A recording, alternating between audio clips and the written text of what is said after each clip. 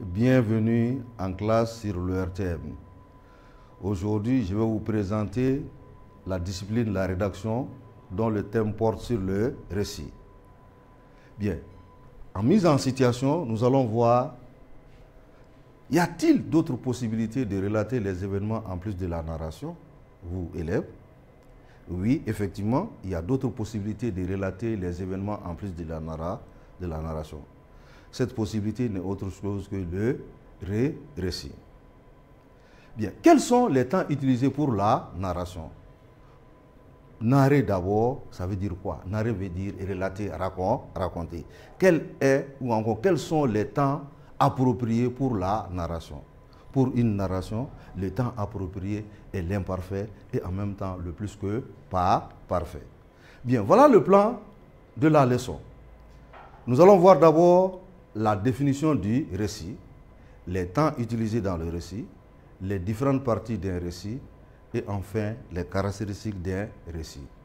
En EPO, à la fin de la leçon, vous, élèves, vous devez être capable de définir le récit, utiliser l'imparfait et le passé simple de l'indicatif dans un récit, citer les différentes étapes d'un récit et enfin caractériser les différentes parties ou encore phases, péripéties d'un récit. Voilà la définition du récit. Qu'est-ce que c'est qu'un récit? Un récit n'est autre chose qu'un texte qui raconte des aventures réelles ou imaginaires. C'est une fiction, une imagination, contrairement à la narration qui est un fait réel. Il est écrit de la même façon que le compte rendu d'un accident de la circulation que tu fais à un ami. En général, on dit les contes sont des récits. Et pour commencer les contes, nous avons des expressions comme « il était une fois »,« autrefois »,« jadis ». On revient maintenant aux temps utilisés dans un récit. Les temps utilisés dans un récit sont surtout le passé simple et l'imparfait de l'indicatif. Le passé simple, comme son nom l'indique, exprime une action passée à un moment bien déterminé du passé. Tandis que l'imparfait exprime une action passée mais qui dure.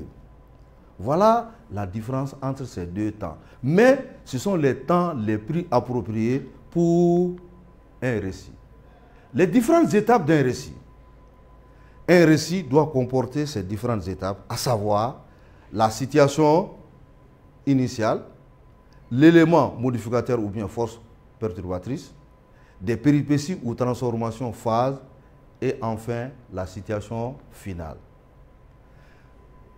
La structure la plus répandue du récit chez nous, nous avons l'introduction. Elle comporte ou bien elle correspond à la situation initiale, le début de récit. Nous avons le développement et le développement contient l'équilibre, l'élément perturbateur, la dynamique de l'action, la résolution du problème. Et enfin, nous avons la conclusion.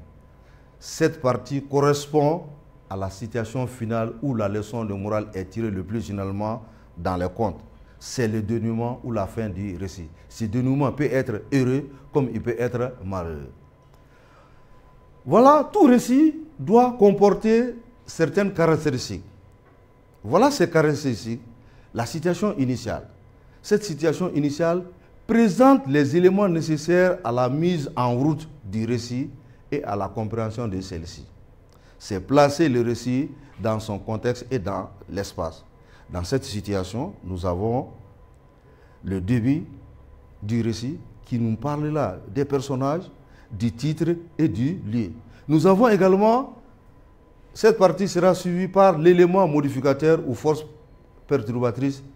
C'est cette force-là qui vient en intrus, qui change, qui modifie ou encore déséquilibre la situation initiale.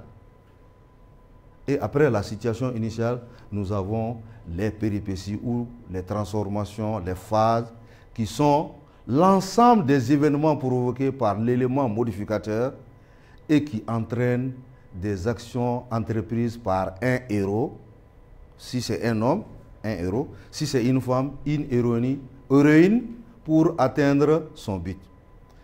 Nous avons d'autres péripéties qui sont les derniers éléments modificateurs et qui mettent un terme aux actions et conduisent à la situation finale.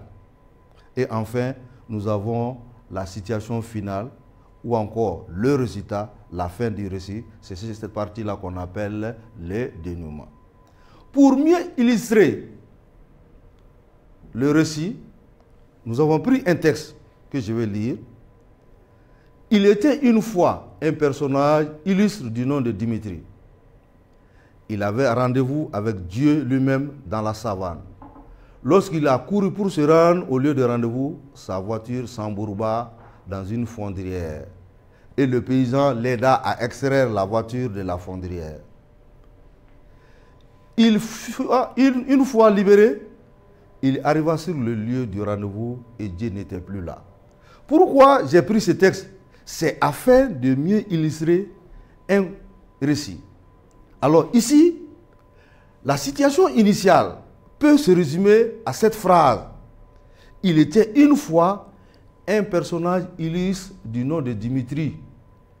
Il avait un rendez-vous avec Dieu lui-même dans la savane. Voilà la situation initiale. Oui, bien.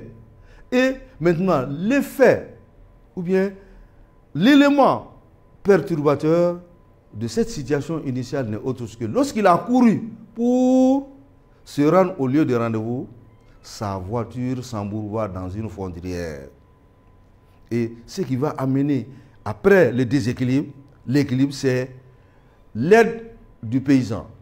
Et le paysan l'aida à extraire la voiture de la fondrière.